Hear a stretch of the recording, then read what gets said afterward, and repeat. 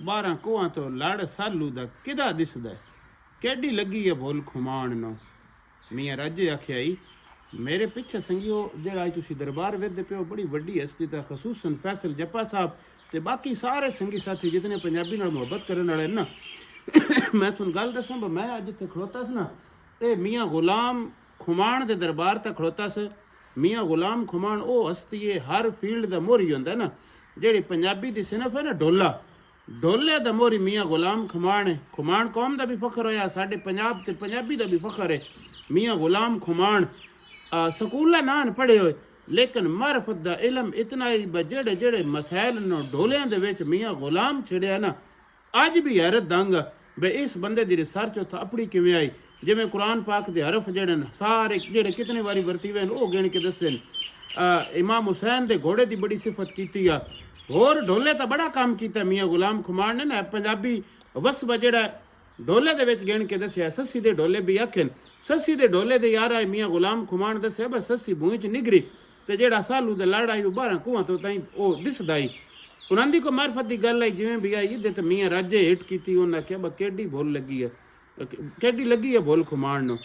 ਮੀਆਂ ਗੁਲਾਮ ਖੁਮਾਣ ਇੱਕ ਵੱਡਾ ਨਾਂ ਹੈ। ਅਫਸੋਸ ਦੀ ਗੱਲ ਇਹ ਆ ਬਸ ਸਾਡੀਆਂ ਹਕੂਮਤਾਂ ਦਾ ਸਾਡੇ ਪੰਜਾਬੀ ਲਿਖਾਰੀਆਂ ਦਾ ਇਸ ਪਾਸੇ ਕੰਡ ਆ। ਹਾਂ ਇੱਕ ਬੰਦਾ ਜਿਹੜਾ ਨਾ ਡਾਕਟਰ ਜਾਵੇਦ ਗੰਜੇਰਾ ਉਸ ਬੰਦੇ ਦਾ ਦੇ ਉਹਨਾਂ ਦੀ ਜਿਹੜੀ ਕਿਤਾਬ ਹੈ ਨਾ ਫੁੱਲ ਕਿਹੜਾ ਨਾ ਬਾਹਰ ਦੇ ਉਹਦੇ ਵਿੱਚ ਮੀਆਂ ਗੁਲਾਮ ਖੁਮਾਣ ਦੇ ਢੋਲੇ ਉਹਨਾਂ ਇਕੱਠੇ ਕੀਤੇ ਤਾਂ ਉਹ ਛੱਪੇ ਵੀ ਹਨ। ਉਹਨੇ ਕੀਮਤੀ ਅਸਾਸਾ ਰੁੜਦਾ ਪਿਆ। ਮੈਂ ਔਰ ਸੰਗੀਨ ਅਗਲੀ ਗੱਲ ਵੀ ਦੱਸਾਂ ਜਿੱਥੇ ਅਸੀਂ ਖਲੋਤੇ ਹਾਂ ਇਹਨਾਂ ਪੁਰਾਣਾ ਨਾਂ ਤੇ ਡੇਰਾ ਸਾਲਿਓ ਕਾ ਦਿਆਨ ਜਦੋਂ ਮੀਆਂ ਗੁਲਾਮ ਦਾ ਦਰਬਾਰ ਜਿਹੜਾ ਮਸ਼ਹੂਰ ਹੈ ਅਜਾ ਵੀ ਮਸ਼ਹੂਰ ਹੈ ਡੇਰਾ ਸਾਲਿਓ ਕਾ ਉਨ ਆਲੀ ਸ਼ਰਾਣੀ ਵੀ ਹੈ ਤੇ ਸ਼ਰਾਣਾ ਟੱਬਰ ਵੀ ਹੈ।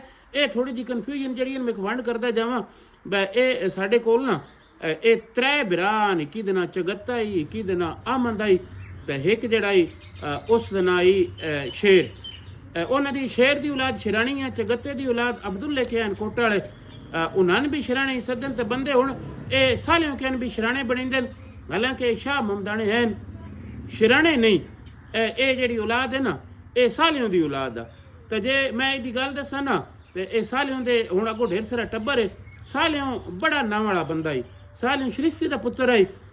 ਮੈਂ ਅਗਲੀ ਇਹ ਤੋੜ ਸ਼ਾਹ ਮਮਦਾ ਤਾਈਂ ਗੱਲ ਕਰ ਛੱਡਾਂ ਬਸ ਸਾਲਿਓ ਸ਼ਰਿਸ਼ਤੀ ਦਾ ਸ਼ਰਿਸ਼ਤੀ ਅਮੀਰਾ ਦਾ ਅਮੀਰ ਆਮਦਾ ਦਾ ਆਮਦ ਲੁਤਫਾ ਦਾ ਲੁਤਫ ਮੁਰਾਦ ਬਖਸ਼ ਦਾ ਮੁਰਾਦ ਬਖਸ਼ ਜੀਵੇ ਦਾ ਜੀਵਾ ਸਦਮਾਨ ਦਾ ਤੇ ਸਦਮਾਨ ਸ਼ਾਹ ਮਮਦਾ ਦਾ ਸ਼ਾਹ ਮਮਨ ਮੋਮਨਾ ਦਾ ਸ਼ਾਹ ਮਮਦਾ ਦੀ ਔਲਾਦ ਜਿਹੜੀ ਹੈ ਇਸ ਮੋਮਨਾ ਤੇ ਚੋਖਾ ਰੂਲ ਕੀਤਾ ਤੇ ਉਹ ਜਿਹੜੀ ਹੈ ਨਾ ਇਹ ਮਤਲਬ ਇਹ ਸਾਲਿਓ ਕਾ ਡੇਰਾ ਹੀ ਆਲੀ ਸ਼ਰਾਣੀ ਵੀ ਉਸਨੇ ਲਿਖ ਦੇਣ ਆਲੀ ਸਾਲਿਓ ਕਾ ਹੀ ਬੋਰਡ ਲੱਗਾ ਹੈ।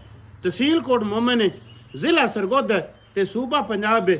ਇੱਥੇ ਪੰਜਾਬੀ ਦੇ ਇਸ ਅਜ਼ੀਮ ਹੀਰੋ ਜਿਹਦੇ ਨਾਵਾਂ ਦਾ ਢੋਲੇ ਦੀ ਸਿਨਫ ਵਿੱਚ ਅੱਗਾ ਨਾ ਕੋਈ ਆਇਆ ਤੇ ਹੁਣ ਪਿੱਛੇ ਤਾਂ ਆਉਣ ਵਾਲੀ ਚਾਂਸ ਹੀ ਕੋਈ ਨਹੀਂ।